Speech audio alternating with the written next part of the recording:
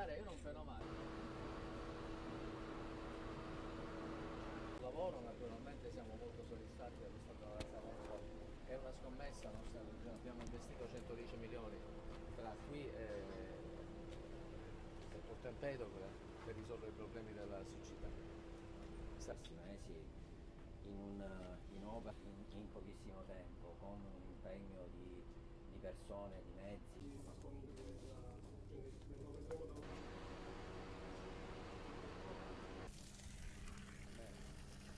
Acqua salata, acqua calda.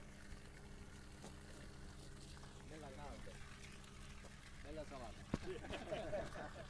La renderemo dolce, la renderete dolce.